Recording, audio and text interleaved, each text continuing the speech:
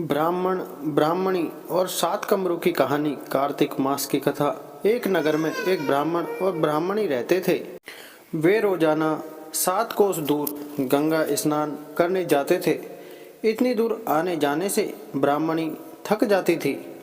एक दिन ब्राह्मणी कहने लगी, काश हमारे भी एक बेटा होता तो कितना अच्छा रहता।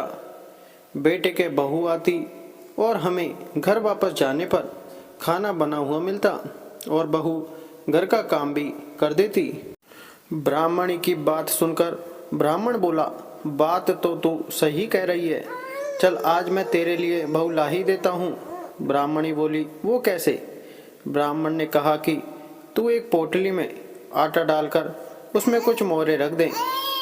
ब्राह्मण के कहे अनुसार ब्राह्मणी ने पोटली बांध कर दे दी। पोटली लेकर ब्राह्मण चला गया। ब्राह्मण अभी कुछ दूर ही गया था कि उसे नदी के किनारे बहुत ही सुंदर लड़कियां दिखाई दी। वे रेत में घर बनाकर खेल रही थी। उनमें से एक लड़की ने कहा कि मैं अपना घर नहीं तोड़ूंगी, मुझे तो रहने के लिए ये घर चाहिए। लड़की की बात सुनकर ब्राह्मण मन ही मन सोचने लगा कि बहू बनाने के लिए यह लड़की सही रहेगी। जब वह लड़की जाने लगी तो ब्राह्मण भी उसके पीछे पीछे उसके घर तक चला गया।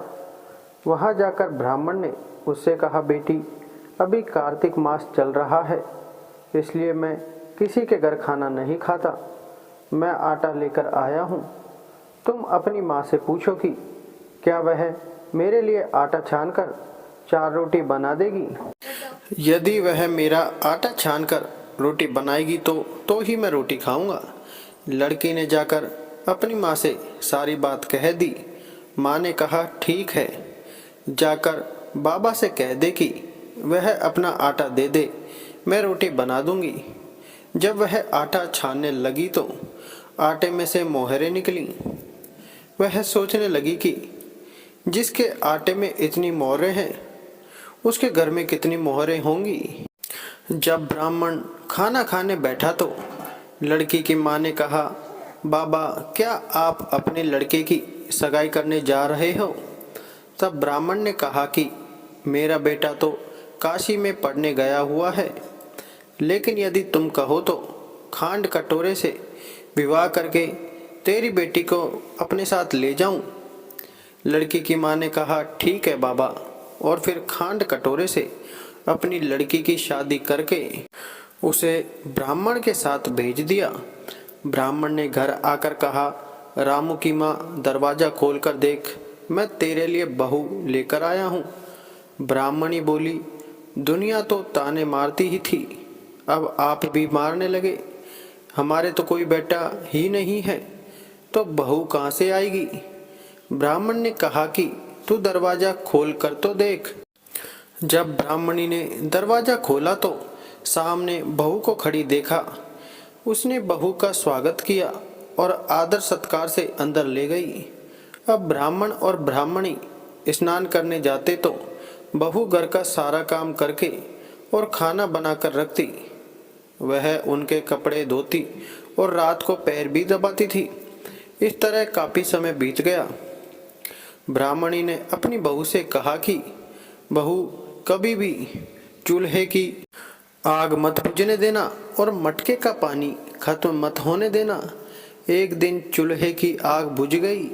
तब बहू भागी भागी अपनी पड़ोसन के पास गई और कहा कि मेरे चूल्हे की आग बुझ गई है, मुझे थोड़ी आग चाहिए। मेरे सास ससुर सुबह 4 बजे से गए हुए हैं, वह थके हारे आएंगे, इसलिए मुझे उनके लिए खाना बनाना है। तब पड़ोसन ने कहा कि तू तो बावली है, तुझे यह दोनों मिलकर पागल बना रहे हैं, इनके कोई बेटा नहीं है। बहू ने कहा, नहीं ऐसा मत बोलो, इनका बेटा तो बनारस काशी में पढ़ने गया हुआ है। तब पड़ोसन ने कहा कि यह तुझे झूठ बोलकर लाए हैं, इनका कोई बेटा नहीं है।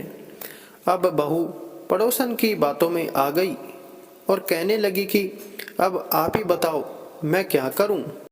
पड़ोसन ने कहा कि करना क्या है, जब तुम्हारे सास ससुर आए तो जली फूकी रोटियां और बिना नमक की दाल बना कर देना।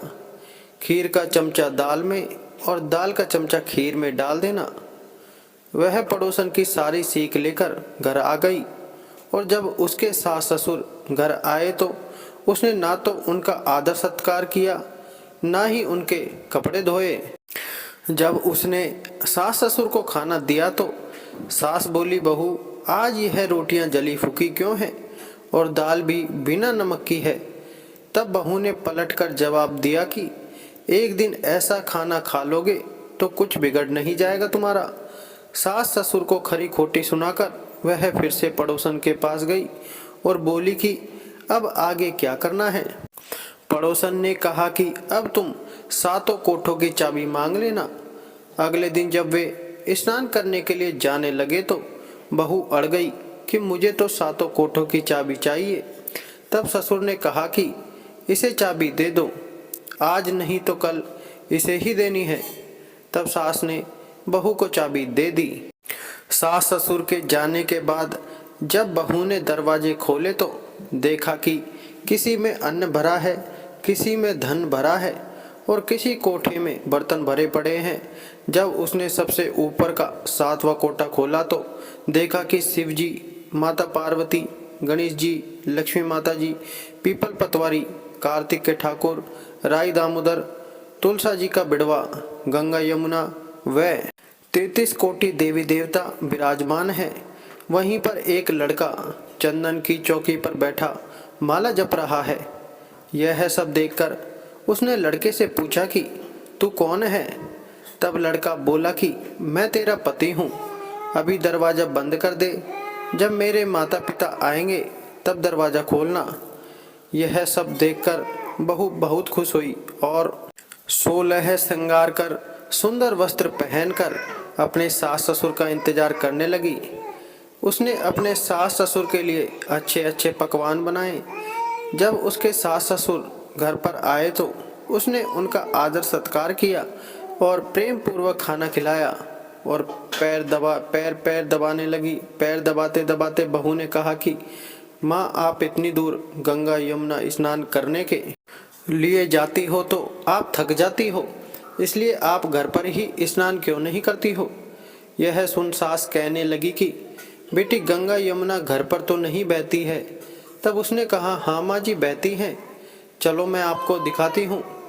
जब बहू ने 7वां कोटा खोलकर दिखाया तो उसमें शिव जी, पार्वती जी, गणेश जी, लक्ष्मी जी, पीपल पतवारी, कार्तिक के ठाकुर, राई दामोदर, तुलसा जी का बिड़वा, गंगा यमुना बह रही है और 33 कोटि देवी देवता विराजमान है। वहीं चौकी पर बैठा एक लड़का माला जप रहा है। माँ ने कहा कि बेटा तू कौन है। लड़का बोला, माँ मैं तेरा बेटा हूँ। तब ब्राह्मणी ने पूछा कि तू कहाँ से आया है। लड़के ने जवाब दिया कि मुझे कार्तिक देवता ने भेजा है। ब्राह्मणी ने कहा कि बेटा यह दुनिया कैसे मानेगी कि तू मेरा बेटा है।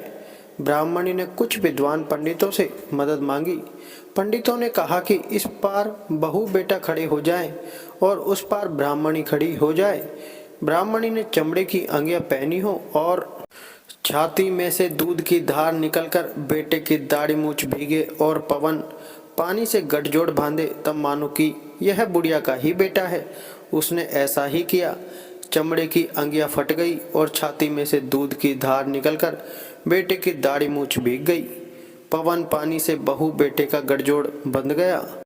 यह सब देखकर ब्राह्मण और ब्राह्मणी की खुशी का ठिकाना ना रहा।